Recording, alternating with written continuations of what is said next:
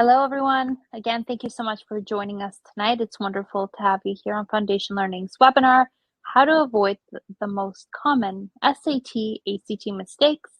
We're super excited to have you here. Just before we get going, I do have a few housekeeping rules, so to speak. First and foremost, this webinar is recorded. We're looking at running it for about 45 minutes, 30 minutes of just pure content and providing you the most value.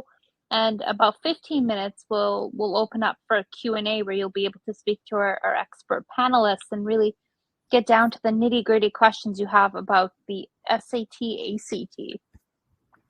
As well, if you're watching this at home, we encourage you, of course, to follow along. And if you do have any sort of questions, please feel free to respond to the email. Yes, I think that's really it about really it for my little intro. But before we begin, let's talk about the agenda. So we'll be speaking about the common mistakes on the SAT, ACT, effective strategies for answering questions, tips for reducing test anxiety, insights into common misconceptions, and of course that Q&A session that we chatted about. So before I pass it on to Michael, our expert panelist, I thought it would be a really great time to let you know a little bit about who we are and what we offer. If you're joining us for the first time, welcome, and this will be a first for you. If you've been here before, we hope that you learn a little bit more about us. So we at Foundation Learning are a test and college prep team that have been helping students achieve their goal SAT, ACT scores and get them into their top choice colleges for the last 15 years. At our core, Foundation Learning is here to democratize education around the globe, aiming to assist students from every background in their academic pursuits. We offer personalized free consultations via video, phone, or email so we can support you individually. Our academic directors are always here and ready and willing to help you through the process, so you don't have to navigate it alone, no matter where you are in your academic journey. Our goal is to maximize your chances of getting into college through digital SAT, ACT, and subject tutoring, and help you get into the school of your dreams through our college application program. Your personal admissions counselor will support you through the entire college application process, from our college candidacy development program to our end-to-end application support. So whether you're in third grade, high school, or in college looking for credits, we are here to help you. Our team of dedicated tutors and college admissions counselors come from top colleges and universities and have achieved high scores. And combined with their extensive teaching and tutoring backgrounds, they are some of the most experienced and proficient tutors and counselors in the nation. We tailor the tutoring plan to the individual student and do not offer a one-size-fits-all plan. Our tutors are trained to help students identify their strengths and weaknesses within the curriculum and test-taking process. We use this information to then create a custom study and learning plan that focuses on strengthening the weaknesses identified. Our tutoring programs are rooted in a 5-module process designed to elevate students' understandings of the exam's content, structure, and of course, length. Our college prep and readiness program offers comprehensive counseling, including direct communication with admissions officers, early candidacy development, resume building, class scheduling, and assistance with securing summer programs and internships. Our counselors not only help create the perfect applicant, but also the perfect application. Our counselors provide guidance on major selection, creating a balanced school list, obtaining letters of recommendation, and securing scholarships using effective methods. We also help craft the perfect essay, which pulls out the best aspect in each of our students through essay brainstorming, frameworking, and editing. This goes past the personal statement, as we also help with supplemental and merit scholarship essays. No matter the essay, we offer an unlimited number of edits to ensure perfection each time. Our goal is to make sure each student is confident in themselves and their test-taking abilities. We are here as cheerleaders to support your students all across the finish line. With that being said, I'd love to pass it over to Michael. Unfortunately, Avi was not able to join us here tonight, but we do have Michael here. Michael, do you want to take it away and introduce yourself? Absolutely. I'm Michael Feinberg. I'm an admissions counselor. I did my undergrad at the University of Michigan in Ann Arbor. I just finished my PhD in education at the University of Southern California. Over the course of my professional career, I've been an SAT, ACT tutor full time. I've been a high school math teacher, and lately I've been researching education more full time as a researcher. So a lot of experience. I've been tutoring SAT, ACT specifically throughout all that time for close to a dozen years. So I've seen a lot of pitfalls, worked with a lot of students, had a lot of successes, and hopefully there will be something worthwhile that you get out of today. Of course there will be. Come on. Always got to be humble. So let's start with the common mistakes. So these are the common pitfalls.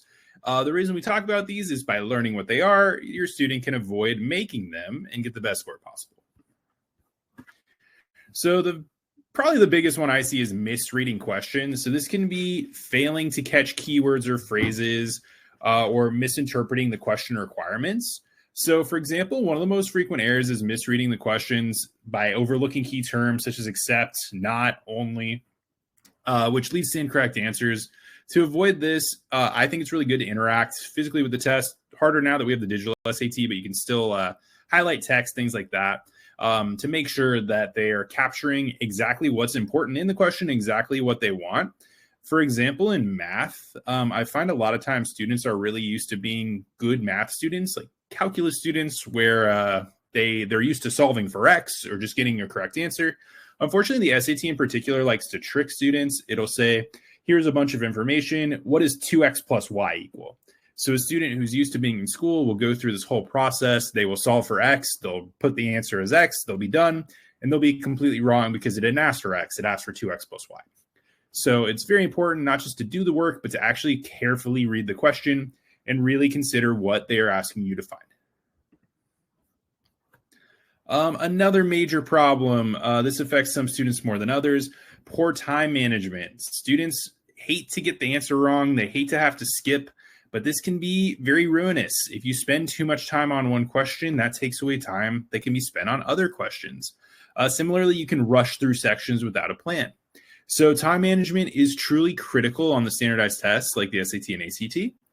Many students will spend too much time on their difficult questions, leaving them not enough time for the easier ones.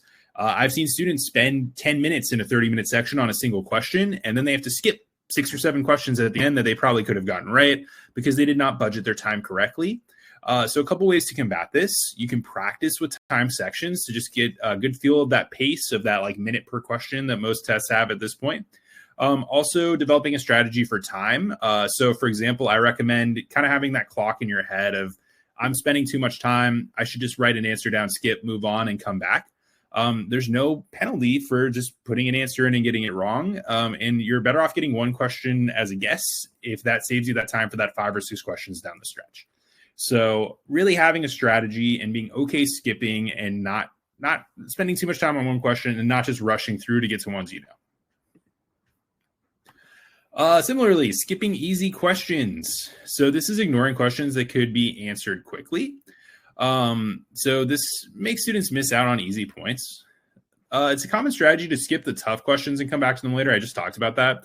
But some students will mistakenly skip easy questions too. So for example, a student, again, let's think about math. They may think, I'm not good at geometry. If I see geometry, I should just put a guess in, move on, and come back. It's still important to give that question a read and realize, oh, this is a part of geometry I'm actually an expert in, and I can do this. So read the question, make the call if it's easy or hard, then either answer and move on or take the time to thoroughly answer it. So you want to answer all the questions you find easy first, if at all possible, and then save those hard questions for the end because you want to make sure every easy question you get right. You're not missing any that are easy, and that saves the rest of the time for the hard ones. And that's also one other big plus. It's going to boost your confidence. If you're like, oh, I've already gotten 15 questions right, that helps the student feel good and may give them that a little extra mental boost they need to get those tougher questions right at the end. Lack of pacing. So very similar to time management here. Not monitoring the clock. They're pretty good at the live SATs of letting students know how much time they have left. And again, getting stuck on the tough questions. So it's not, again, this is exactly what I was talking about. We don't want students to spend so long on the challenging questions that they lose time to get the easy questions right. So setting those mini deadlines for yourself. And this again just really comes with practice of knowing I've spent 2 or 3 minutes on this and I'm not going to get it. I need to guess and move on. So this regular practice, time conditions, natural sense of pacing is going to emerge from that. And this practice is so important. Students have, and humans in general, just have a really bad habit of, if you don't set a timer for yourself, you're like, yeah, that was probably the right amount of time. It's important to time yourself in a no stakes setting like at home, so that when the time comes on the real test, you have a really, really good sense of how fast you need to be going. So now let's talk about key strategies for answering questions, especially tricky questions. The SAT in particular, I found, loves to trick students. They like to make the question needlessly difficult compared to what the content is. The first one, this is my personal favorite, process of elimination. So if you have a tricky question, there's going to be 1 or 2 answers on most SAT questions that are obviously wrong. This is going to make the chance that you guess correctly, if you need to, much higher. So instead of a 1 in 4 chance, you might have a 1 in 3 or a 50-50 guess. So this is something I really like to emphasize to the students I tutor. You're not going to know how to do every single question, most likely, unless you're like truly a top caliber student. Most students have to guess sometimes, but having 5 or 6 questions you guess that are 50-50 guesses instead of 1 in 4 is going to get you an extra 2 or 3 questions right statistically. That can be the difference between the score you don't want to get and the score that gets you into the college you want to get into.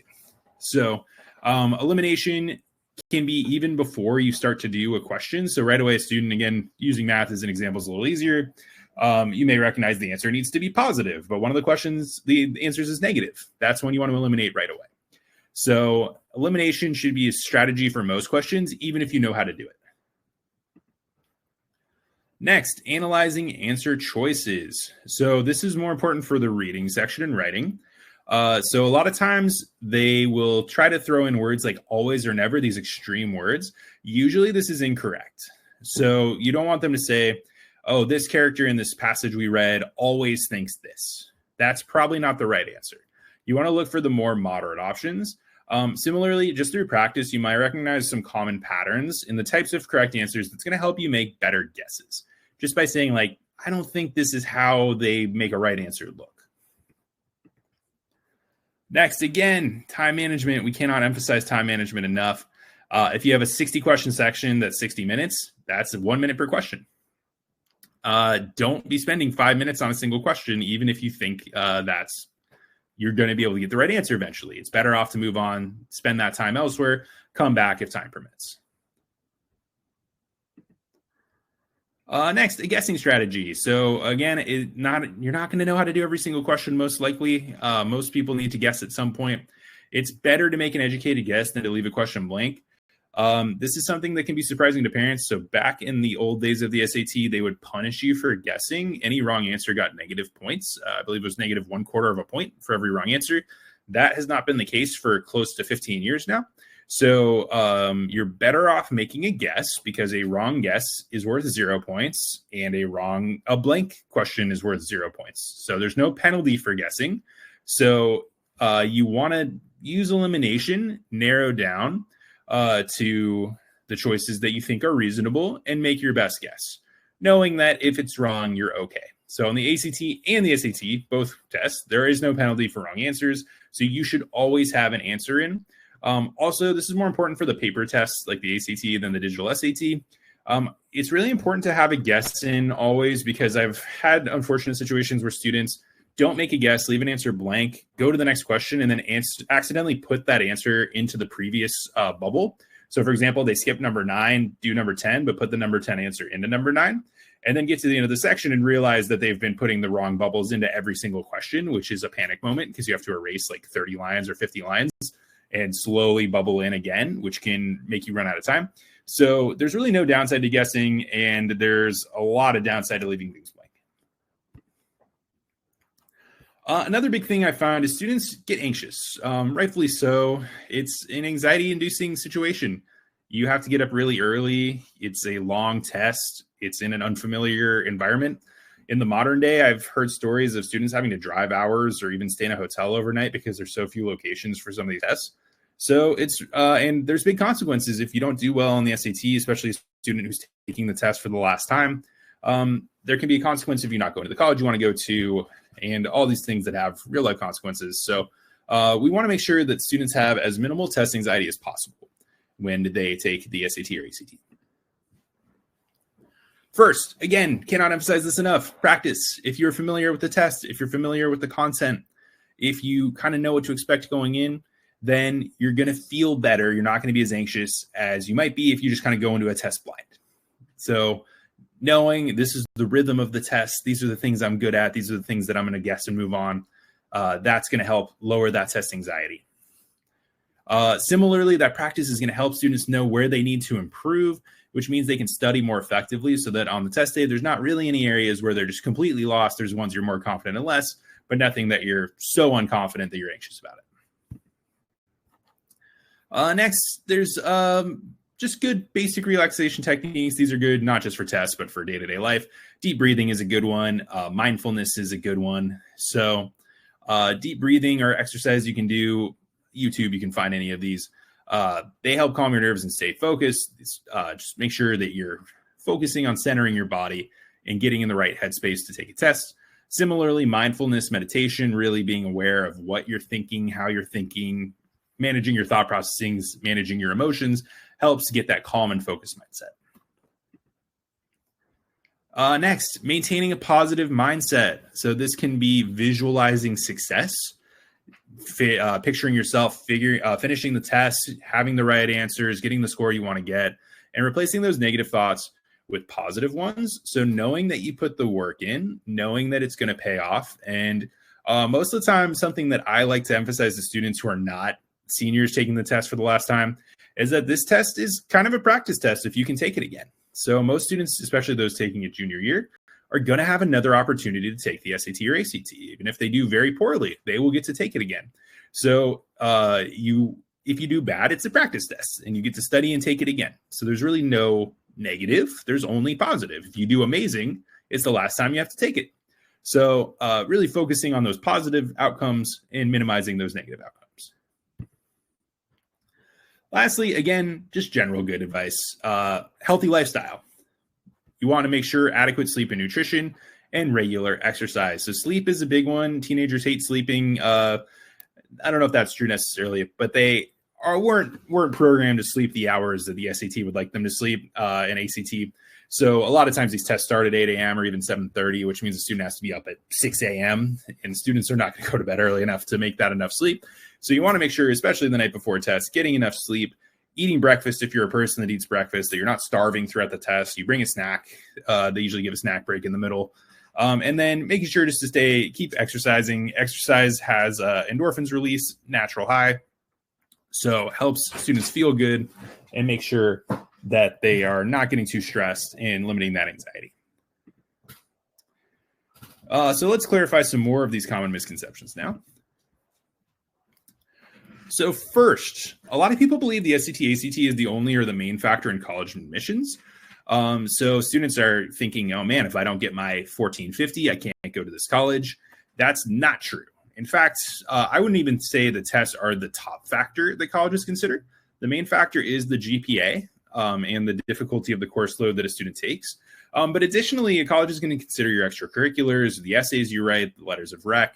And a well-rounded application is going to significantly boost your chances of admission. A student who has all these other things but does poorly on a test may still get into the college they want. And a student who doesn't have these other things and does really well on the test still probably isn't going to get in. So you have to be well-rounded.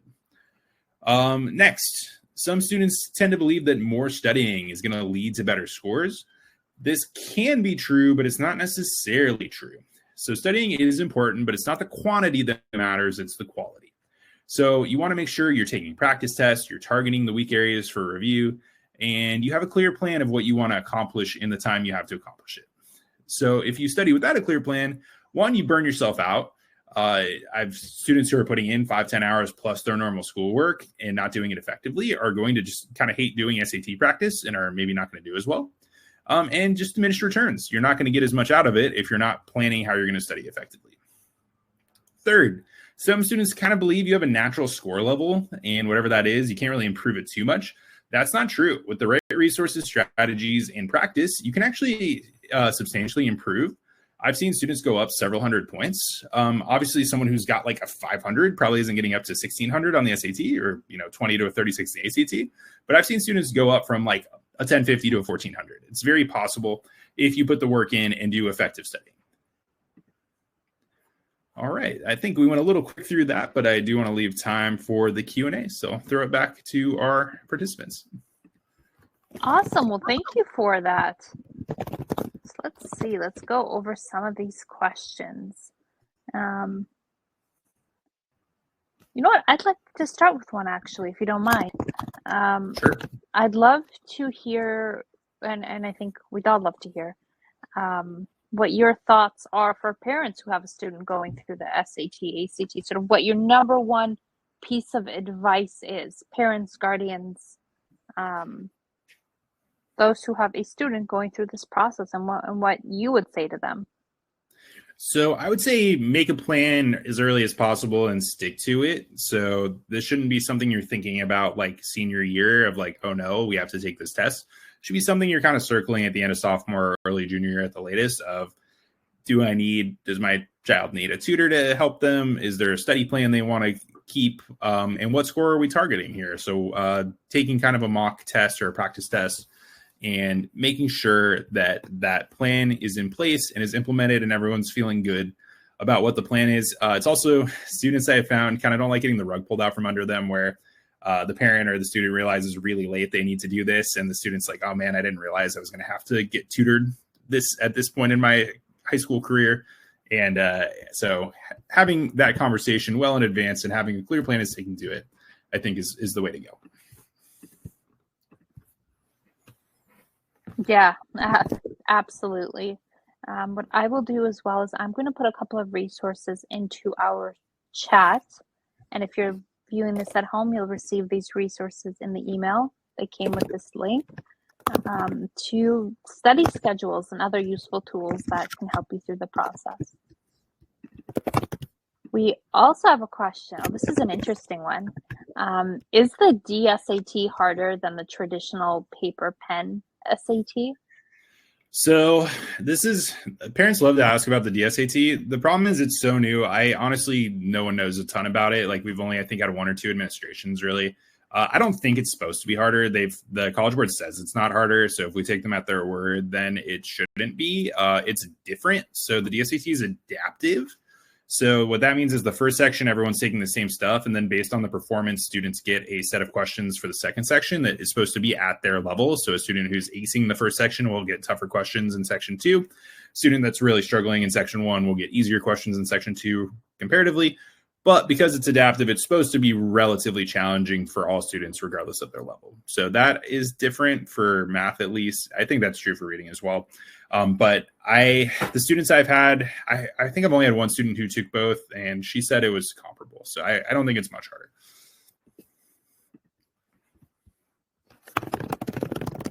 Awesome. Fantastic.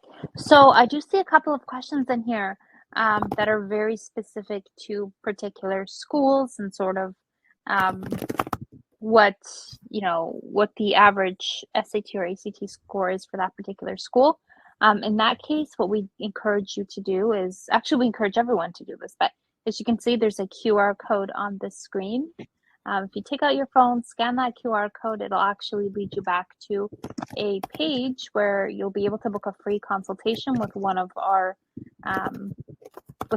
counselors, one of our experts who'll really be able to go over your particular needs, your goals, and even give you some strategies. So you'll walk away with that conversation with a lot more clarity. And as much as we'd love to answer those specific questions on this call, we won't be able to do that.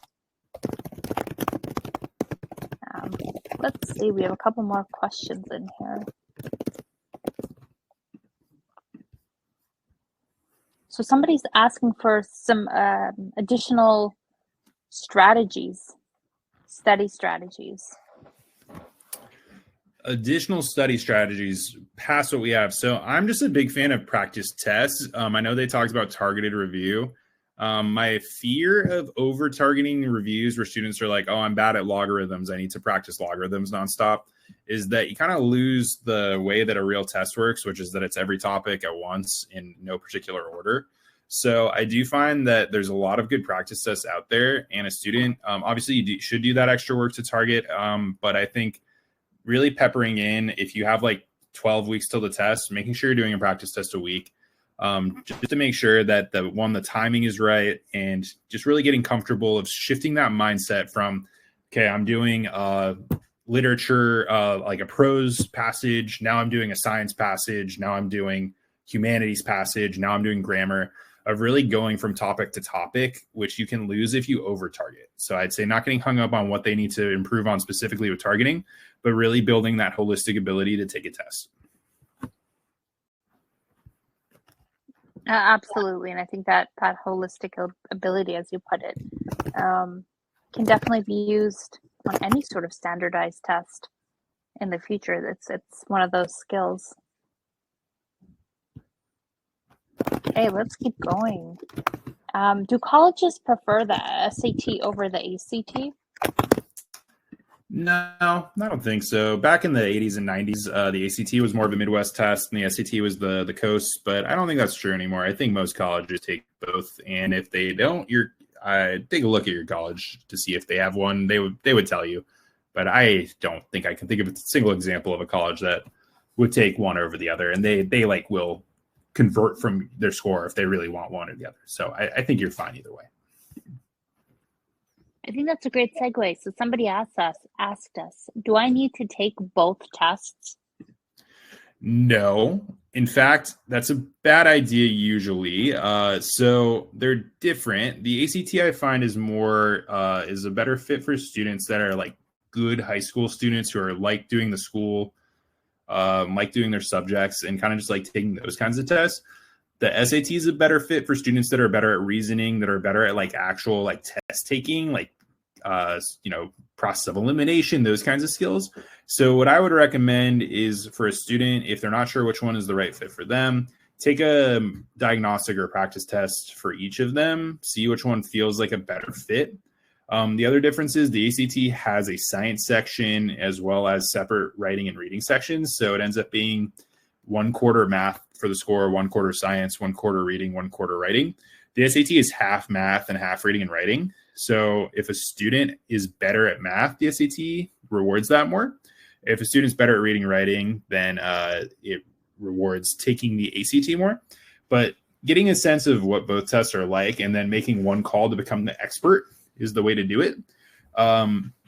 There's no reason to be good at both tests. You're better off being excellent at one test.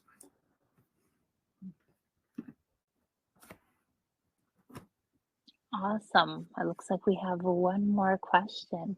Should I still take the SAT, ACT if I'm applying to a test optional school? And Michael, if you have the knowledge, if not, we can kind of follow back with it. With if schools are going test optional, not test optional, going back to test mandatory. Yeah, so most schools are going back to test mandatory. So during COVID in particular, just because the testing was so weird, a lot of schools were going either test optional or test blind. Test optional is you send us your scores if you think they're going to help you and we'll take a look. Test blind is please don't send us your scores. We're not going to look at them. So even within the last year, a lot of the schools, especially Ivies, are going back from test optional to test mandatory. And I think that's honestly the right choice. The ACT is meant to help you. It like rounds out your application and shows I'm not at an easy school. I'm not in a great inflated environment. I can pass the subjective test also. So I would take it. You don't have to send it to a test optional school. If you bomb the SAT, don't send the score. Just put it in your pocket and forget that you ever did it. If you do amazing, which hopefully you will, especially if you prep, then you send it. And the school will be like, wow, this person's smarter than we realized, or as smart as we hoped. So just take it. No harm, no foul. That's great. So, Michael, I don't see any more questions in the chat. Audience, I'd love to give you a few more moments to get your last questions in there. And then, Michael, I'd like to open up the floor to you for any sort of additional knowledge you'd love to share with our audience tonight.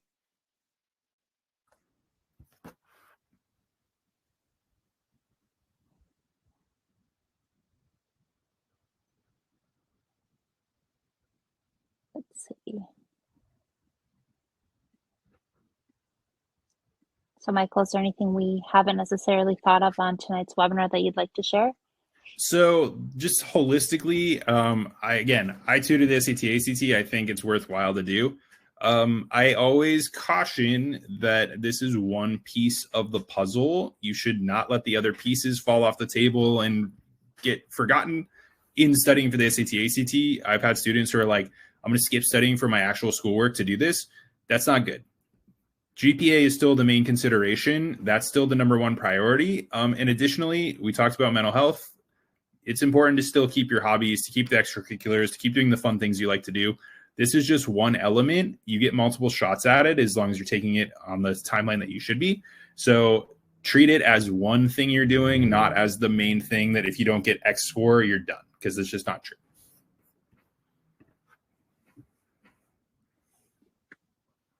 Awesome. I think this is a really good place to end tonight's webinar. I don't see any more questions in the chat.